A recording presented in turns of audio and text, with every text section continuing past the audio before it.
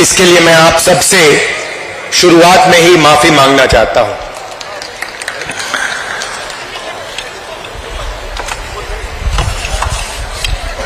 उनतीस जून को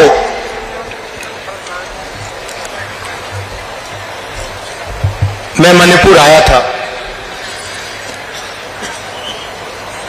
और उस विजिट में जो मैंने देखा, जो मैंने सुना, मैंने कभी पहले नहीं देखा था, नहीं सुना था। 2004 से मैं राजनीति में हूं। पहली बार मैं हिंदुस्तान के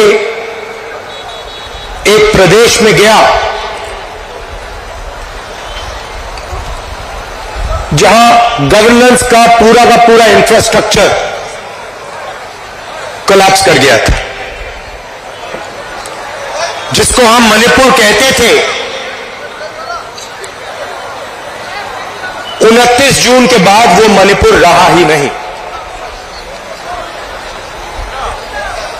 बट गया। कोने कोने में नफरत फैली,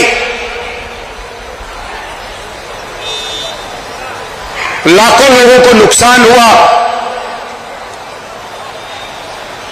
भाई बहन, माता पिता आंखों के सामने मरे। और आज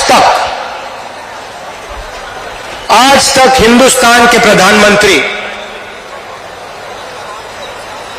मणिपुर में आपके आंसू पोंछने, आपसे गले लगने, आपका हाथ पकड़ने नहीं आए। शर्म की बात।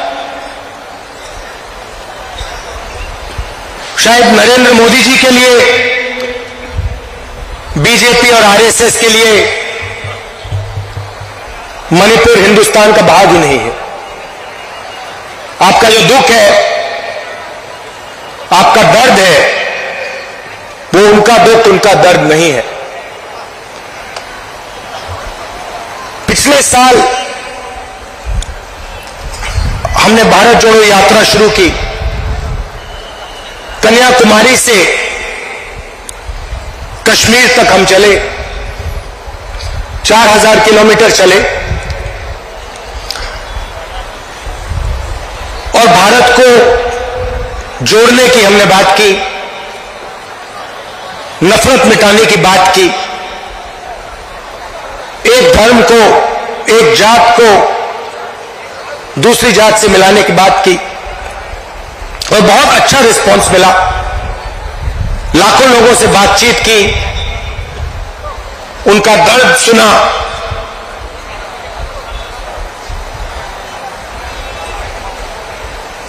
मुश्किल था मगर बहुत अच्छा लगा। लोगों ने कहा कि कन्याकुमारी से कश्मीर तक यात्रा की है तो फिर ईस्ट से वेस्ट में यात्रा होनी चाहिए। और मैं चाहता था कि जैसे हमने पैदल यात्रा की कन्याकुमारी से कश्मीर, वैसे ही हम ईस्ट से वेस्ट पैदल यात्रा करें। मगर चुनाव का समय है और उसमें हमें थोड़ा ज्यादा समय लगता, इसलिए कांग्रेस पार्टी ने, हमने निर्णय लिया कि ये बस यात्रा होगी, हाइब्रिड यात्रा होगी, बस यात्रा होगी, पैदल यात्रा होगी। सवाल उठा कि यात्रा शुरू कहां से होनी चाहिए। कोई लोग कह रहे थे कि वेस्ट में शुरू होनी चाहिए, कोई कह रहे थे ईस्ट में शुरू होनी चाहिए। और मैंने साफ कहा अगली भारत छोड़ो यात्रा सिर्फ मणिपुर से ही शुरू हो सकती है और कहीं से नहीं शुरू हो सकती।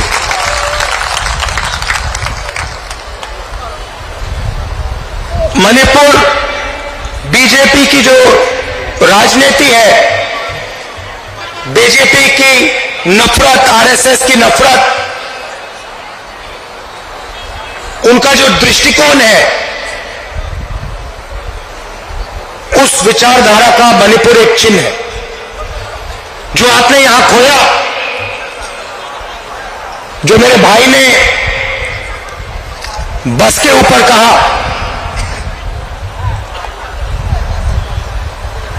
कि we have lost what is most precious to us, you have lost it because of the ideology of the BJP, because of the politics of the BJP, because of the hatred that the BJP and the RSS spread in their politics. I was listening to my brother when he was saying we have lost what we valued, and I was thinking to myself, yes, you have lost what you have valued, but we will find what you valued once again and bring it back to you. We understand, all of us on the stage understand the pain that the people of Manipur have been through. We understand the hurt, the loss, the sadness that you have been through. And we promise you, we commit to you that we will bring back what you valued. We will bring back the harmony, the peace, the affection that this state has always been known for. Question arises, why Nyaya Yatra? Because we are going through a period of great injustice in India.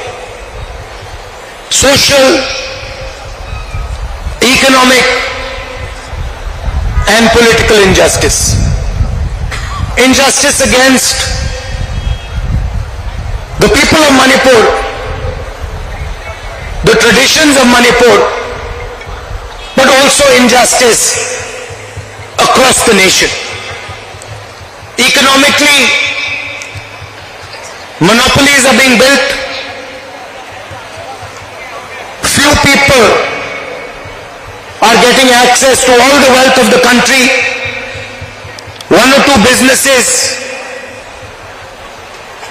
have their fingers in everything, and the large majority of businesses, small and medium businesses, are being destroyed. Huge levels of unemployment, massive price rise is what the whole of India is facing. On the social side, the large mass of India's people,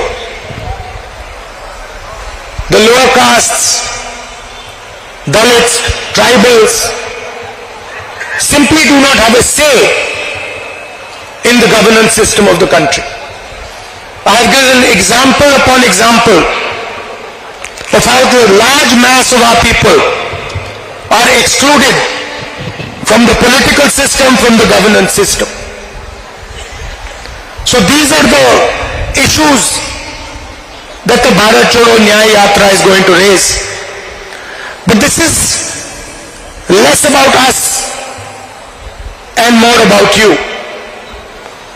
Bharat जोड़ो यात्रा में हम सुबह शुरू करते थे, 6 बजे शुरू करते थे और 7 बजे रात तक हम चलते थे।